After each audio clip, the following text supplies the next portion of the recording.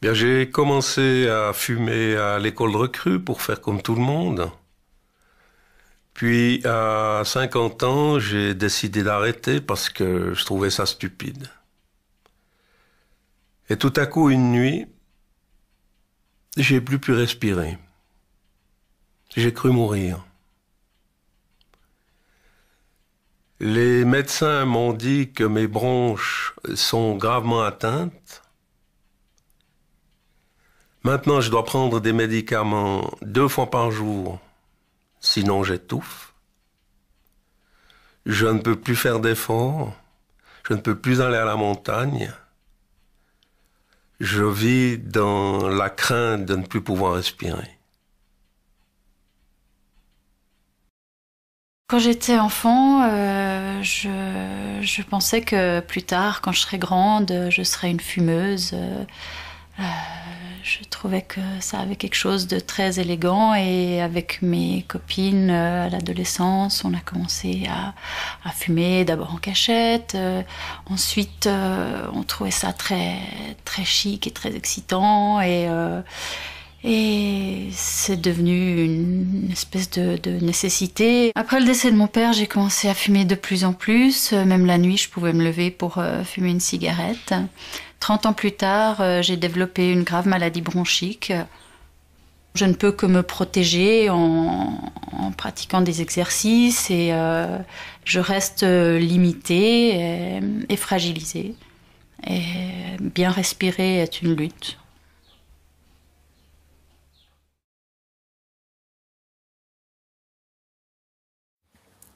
Je fume depuis l'âge de 14 ans. C'est vraiment mon plaisir. J'ai l'impression que la cigarette fait intégralement partie de ma vie.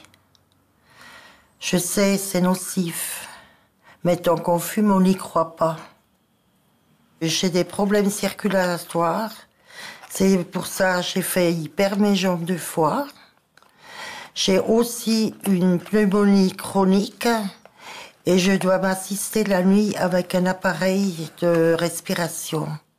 Et les médecins m'ont dit, si j'arrête pas de fumer, je m'en sortirai pas.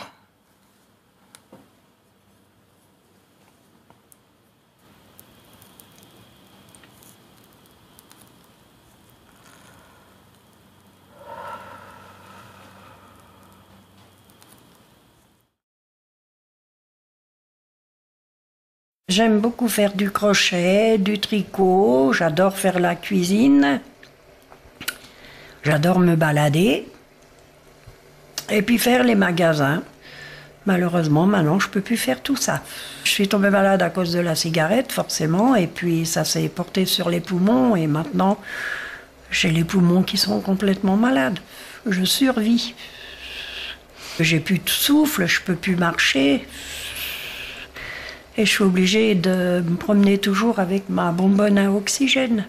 Maintenant, j'attends de mourir.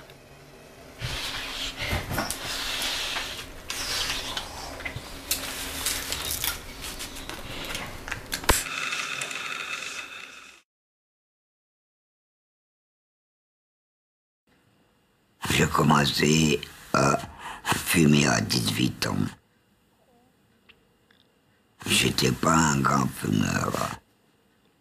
Pourtant, vers 50 ans, je commençais à perdre ma voix plus en plus souvent. Un jour, on m'a annoncé que j'avais un tumeur derrière mes cordes vocales. J'ai subi une laryngotomie totale. Aujourd'hui, grâce aux prothèses vocales, que je peux m'exprimer.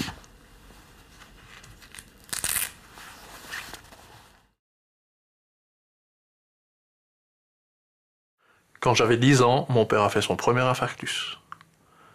Il en est mort à 55 ans. Il n'avait pas arrêté de fumer. Moi, je pensais, je m'arrête quand je veux. Mais moi aussi, j'étais prisonnier. À 40 ans, j'ai fait mon premier infarctus, et pour me sauver, on m'a ouvert le thorax et fait un triple pontage coronarien. Aujourd'hui, je ne suis plus le même. Je veux prendre soin de moi. J'ai commencé à fumer à l'école à 18 ans pour faire comme tout le monde. Résultat, 2 paquets par jour pendant 45 ans. Ça me collait à la peau. Et puis à l'époque, on ne parlait pas des dangers de la cigarette, malgré les bronchites chroniques. Et voilà. Il y a 3 ans, on m'a découvert un cancer de la gorge, un cancer au poumon. Je fus opérée, ablation d'une corde vocale et d'une partie d'un poumon. Tout fut parfait jusqu'à la récidive, où là, j'ai décidé de me battre et d'arrêter de fumer. Il existe des méthodes efficaces pour arrêter de fumer. Faites-vous aider avant qu'il ne soit trop tard.